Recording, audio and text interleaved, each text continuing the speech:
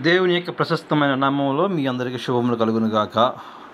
ఈ యొక్క దినాన మరి యొక్క వాక్యంతో మనందరము కూడా దేవుని యొక్క ఔన్నత్యాన్ని, దేవుని యొక్క గొప్పతనాన్ని, దేవుని మాటల యందు, దేవుని యొక్క శక్తి సామర్థ్యాల యందు నమ్మిక ఉంచకపోవడం అనేది నేటి తరంలో మనం చూస్తూ ఉన్నాం. ఇది ఇప్పటి నుంచి ప్రారంభమైంది కాదు, అనాది కాలం నుంచి, అనగా ఇశ్రాయేలు ప్రజలు ఐగుప్తు ప్రాంతం నుంచి విడిచిపెట్టిన మొదలుకొని మరి ఇంకా ముందుకు వెళ్తే మరి ఆదాము అవ్వల కాడ నుంచి కూడా మరి అనేక పార్యాలు, అనేక సందర్భాల్లో మనం చూస్తూ ఉంటాం. ఓకే, ఈ యొక్క సందర్భంలో మీ అందరికీ ఒక విషయాన్ని జ్ఞాపకం చేయాలనుకుంటున్నాను. పాత నిబంధనల నుంచి 2 విషయాలు మీకు జ్ఞాపకం చేద్దాం అనుకుంటున్నాను. ప్రాముఖ్యమైన విషయం ఏంటంటే, మరి మోషే ఇశ్రాయేల్ ప్రజల్ని ఇది కాదు ఐగుప్తు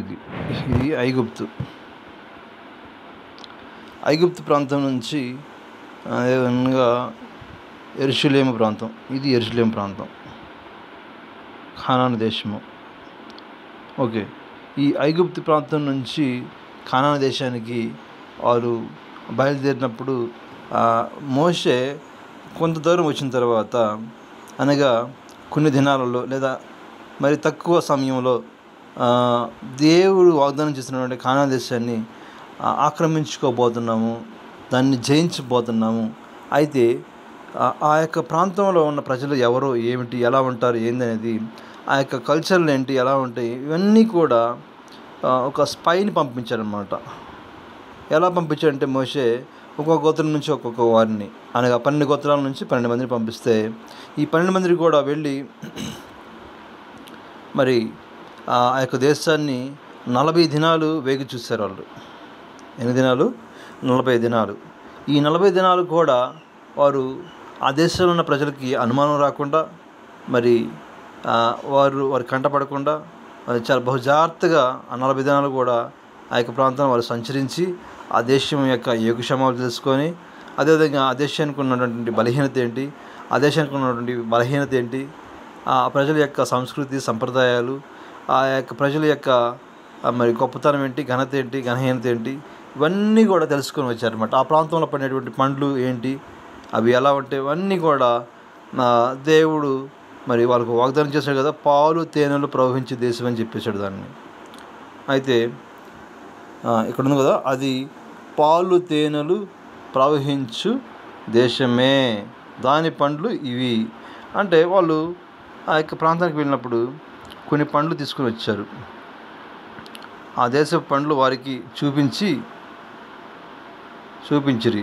వారు అతనికి తెలియపరిచినది ఏమనగా, నీవు మమ్మను పంపిన దేశమునకు వెళ్ళితిమి, అది పాలు తేనెలు ప్రవహించే దేశము.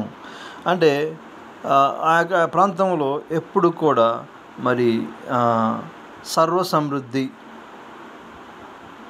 పాలు కానీ, మరి మధురమైన సమృద్ధితో కూడినటువంటి ఆహారము కానీ వారికి కొదువై ఉండదు ఆ యొక్క ప్రాంతంలో ఉన్న వారికి అనేది ఒక సాక్ష్యం అన్నమాట, పిలిచినటువంటి సాక్ష్యం. అయితే ఈ 12 మందిలో 10 మంది కూడా మనం ఆడికి వెళ్ళలేము, ఆ యొక్క ప్రజలు కూడా మరి చాలా బలమైన వారు, చాలా ఎత్తుగా ఉండేవారు అని చెప్పేసి, చాలా వారి యొక్క దేహంలో అన్నీ కూడా మరి ఒక ప్రజెంట్ కాలంలో చెప్పాలంటే WWEలో ఉన్నటువంటి ఆ బాడీ బిల్డర్స్ లాగా ఉండేటువంటి దేహాలతో ఉన్నవారు ఆ ప్రాంతంలో నివసిస్తూ ఉన్నారని చెప్పేసి ఆ యొక్క 10 మంది రిపోర్ట్ ఇవ్వడం జరిగింది. అయితే యెహోషువను మరి కాలేబు వీళ్ళిద్దరికి కూడా దేవుని యందు నమ్మిక ఉంచి, అయ్యయ్యో ప్రజలారా, మీరు వారు చెప్పిన మాటలు నమ్మొద్దు, ఎందుకంటే మన దేవుడు గొప్పవాడు. వీరు ఆ దేశంలో, ఆ కానాను ప్రాంతంలో ఉన్నటువంటి వారు దేవుని దృష్టికి వారు మిడతల వలె ఉన్నారు, ఆ దేవుని దృష్టిలో వారు ఎన్నిక లేని వారు, కాబట్టి వారిపైన మనకు దేవుడు జయమిస్తాడు. దేవుడు ఇచ్చినటువంటి సాక్ష్యం ఒకటి చూద్దాం. దేవుడే సాక్షాత్తు ఆ యొక్క ప్రాంతంలో ఉన్నటువంటి ప్రజల గురించి దేవుడు ఇచ్చినటువంటి సాక్ష్యం ఆమోసు గ్రంథంలో నుంచి చూద్దాం.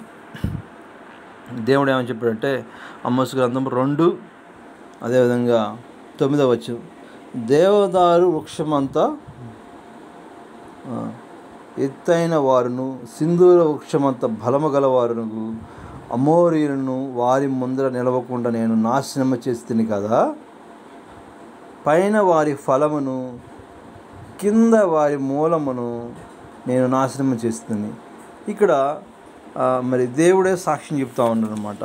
వారికి ఉన్నటువంటి బలం, వారికి ఉన్నటువంటి శక్తి సామర్థ్యాలు అన్నిటినీ కూడా దేవుడే నాశనం చేశారు అని చెప్పేసి సాక్ష్యం చెప్తా ఉంది అనమాట.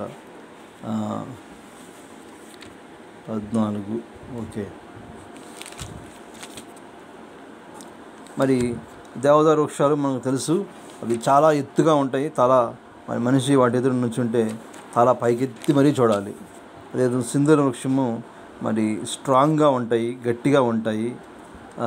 అవి మరి ఫర్నిచర్ కూడా వాడతారని చెప్పేసి అనుకుంటా ఉన్నాను నేను. అటువంటి గట్టిగా ఉన్నటువంటి ఆ యొక్క బలంతో కూడినటువంటి ఆ చెట్లు పోలి వారు ఉన్నారు. వాళ్ళందరినీ కూడా నేను నాశనం చేశానని చెప్పేసి దేవుడు సాక్ష్యం చెప్తున్నాడు. అయితే ఇక్కడ మరి ఇదంతా అయిపోయిన తర్వాత దేవుడు వారికి ఆ యొక్క వాగ్దానం ప్రకారంగా ఆ కానాను దేశాన్ని ఇవ్వడం జరుగుతుంది. ఆ తర్వాత మరి ఈ యొక్క సందర్భంలో దేవుని పక్షాన నిలబడిన వారు ఎవరంటే యెహోషువ, కాలేబు. ఎవరైతే దేవుని యందు నమ్మిక ఉంచారో వారే దేవుడు వాగ్దానం చేసిన ఆ యొక్క ప్రాంతంలోకి వారు వెళ్ళారు. ఓకే. నేటి తరంలో కూడా ఎవరైతే దేవుని యందు విశ్వాసం ఉంచి ఆయన యొక్క రాజ్యం కొరకు కనిపెట్టి కొంచుంటున్నారో వారే పరలోకానికి వెళ్తారు అనేది మనకు సాదృశ్యంగా కనపడుతూ ఉంది.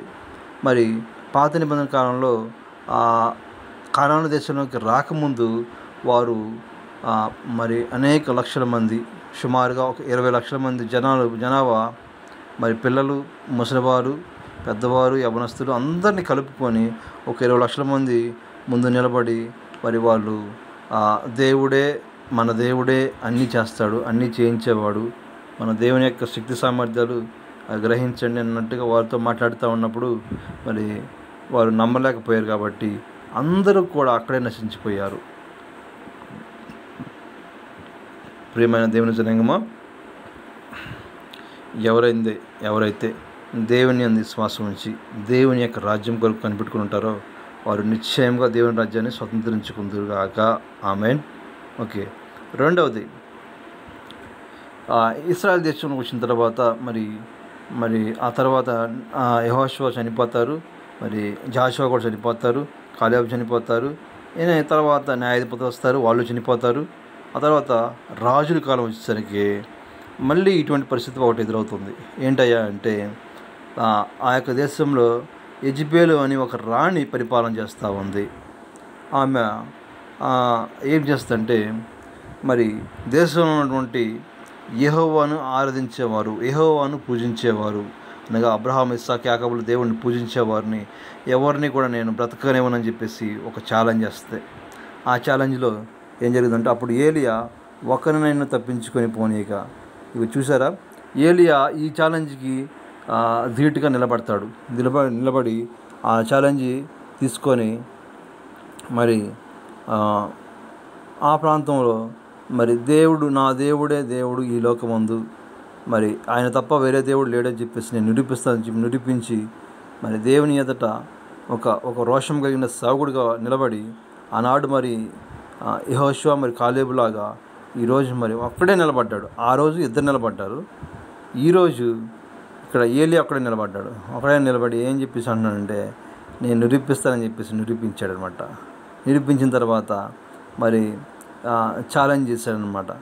నేను నిరూపించకపోతే మరి మా దేవుడు కాదు అనేది వస్తుంది అనమాట. అయితే ఇక్కడ నేను నిరూపిస్తే మరి ఇక్కడ దీనికి ప్రతిగా లేకపోతే దీనికి ఛాలెంజింగ్ తీసుకుని చేస్తున్నాయి కాబట్టి మరి అబద్ధ ప్రవర్తనందరినీ కూడా చంపేశాడు అనమాట. ఇక్కడ చూస్తాం కదా అటు పిమ్మట. అప్పుడు ఏలియా ఒకరినైనా తప్పించుకొని పోనీక బయలు ప్రవర్తన పట్టుకున్నాడని వారికి సెలవేగా జనులు వారిని పట్టుకుని ఏలియా కిషోను వాగు దగ్గరకు వారిని తీసుకొని పోయి అక్కడ వారిని వధించెను. పిమ్మట ఓకే. ఇక్కడ ఏలియా మరి నిలబడిన విధానాన్ని బట్టి చూస్తే, ఆ దేవుడు చేసిన అద్భుతాన్ని బట్టి చూస్తే బైబిల్ ప్రవక్తలు 400 మంది ఉన్నారు. ఇది బైబిల్ రికార్డు ప్రకారంగా.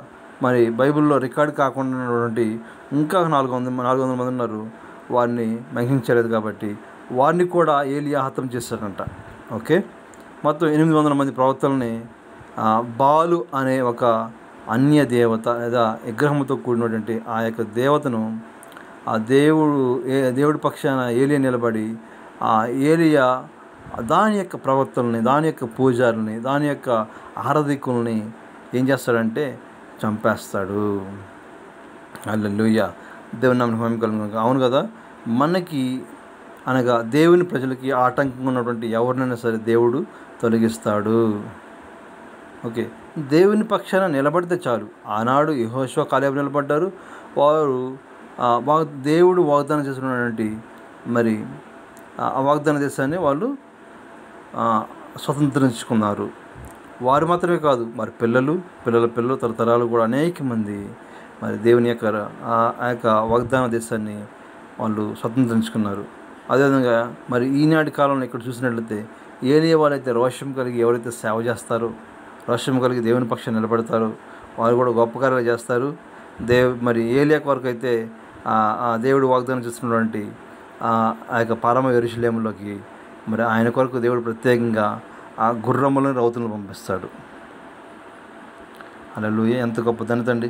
మన కొరకు ఆయన ఇప్పుడు ఈ లోకంలో ఉన్నటువంటి మనకున్నటువంటి అనేకమైన ఛాలెంజెస్, ఆటుపోట్లు, ఒడిదుడుకులు ఇవన్నిటిని ఎదుర్కొని మనం దేవుని కొరకు నిలబడగలిగితే మన కొరకు దేవుడే దిగి వస్తా ఉన్నాడు. దేవుని నామమునకు మహిమ కలుగును గాక. ఆనాడు మరి మొట్టమొదటిగా చూసుకున్నట్లయితే దేవునితో నడిచినటువంటి హానోకు కొరకు దేవుడు దిగి వచ్చి ఆయన తీసుకెళ్ళిపోయాడు.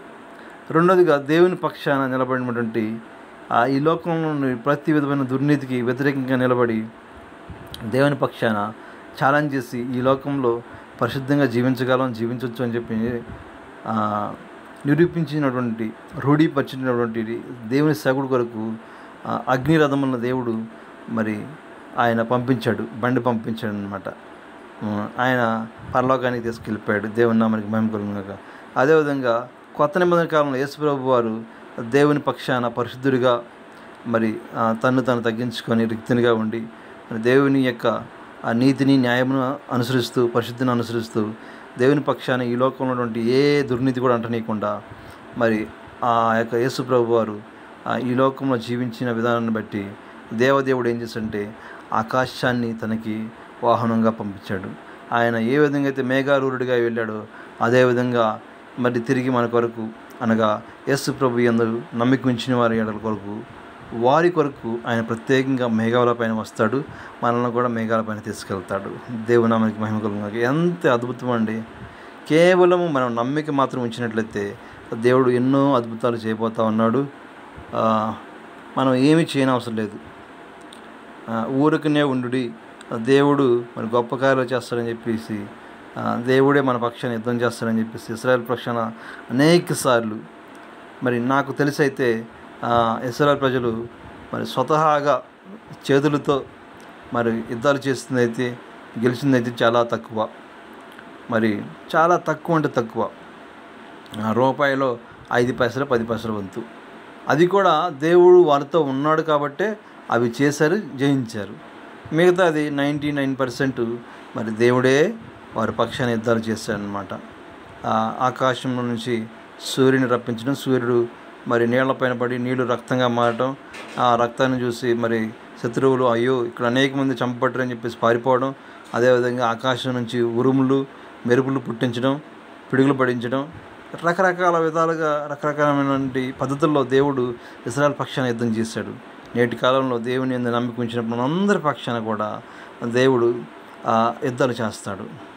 శత్రువులను ఓడించేసి మనకి విజయం మన పక్షాన మన వశం చేశాడనమాట. యేసుప్రభు వారు సెలవులో ఆయన మన పక్షాన యుద్ధం చేశాడు. ప్రతి విధమైన పాపానికి, ప్రతి విధమైన బానిసత్వానికి ఆయన జయించి మనకు ఆయన విజయాన్ని ఇచ్చాడు. ఎంతవరకు విజయం అంటే ఆయన మరణాన్ని మన వశం చేశాడు. మరణాన్ని ఆయన వశం చేసుకొని మనకి నిత్య జీవాన్ని ఇచ్చాడు. దేవుని నామానికి మహిమ కలుగును గాక. ఈ వాక్యమైన ప్రతి వారు కూడా దేవుని యొక్క ఆశీర్వాదాలు పొందుకోవాలని చెప్పేసి ప్రభు పేరిట మీ అందరికి కూడా వందనాలు తెలియజేసుకుంటా ఉన్నాను. ప్రభు రాకడ వచ్చే వరకు కూడా అందరూ విశ్వాసంలో స్థిరంగా ఉండి దేవుని యందు నమ్మిక ఉంచి దేవుని కొరకు కనిపెట్టుకున్నట్లయితే ప్రతి వారు కూడా గొప్ప విజయాలు చూస్తారు. పరలోక రాజ్యం సంపాదించుకుంటాం, యుగ యుగాలు ఆయనతో ఉంటాం. అక్కడ ఏ ఆకలి తప్పులు ఉండవు, ఏ శ్రమలు, ఏ ఇబ్బందులు ఉండవు. దేవుణ్ణి ఎదుట ఉండి దేవుణ్ణి ఆరాధిస్తూ దేవుని యొక్క ఆశ్చర్యాన్ని, దేవుని యొక్క గొప్పతనాన్ని, దేవుని యొక్క అవన్నతిని ఇంకా అనేక విధాలుగా తెలుసుకుంటాము. అవును, అక్కడ కోటాను కోట్ల దేవదూతలు ఉన్నారు. అదేవిధంగా మరి 4 జీవులు ఉన్నాయి ఆయన సింహాసనం కింద. 24 మంది పెద్దలు ఆయన సింహాసనం చుట్టూ ఉన్నారు. వీరందరినీ మరి మనకంటే ముందుగా భూమి మీద ఉన్నటువంటి అబ్రహాము, ఇస్సాకు, యాకోబు, అదేవిధంగా ఆదాము, నోవాహు, ఇంకా పరిశుద్ధులందరినీ కూడా మనం కలుసుకోబోతూ ఉన్నాం. మన దేశానికి వచ్చిన మిషనరీలు కానీ అనేక మందిని మనం చూడబోతూ ఉన్నాం. అట్టి కృపను మనందరిపైన దేవుడు ఉంచి దీవించును గాక. దేవుని శక్తి, దేవుని యొక్క ఆత్మ మీ అందరికీ తోడుగా ఉండి నడిపించును గాక. ఆమెన్.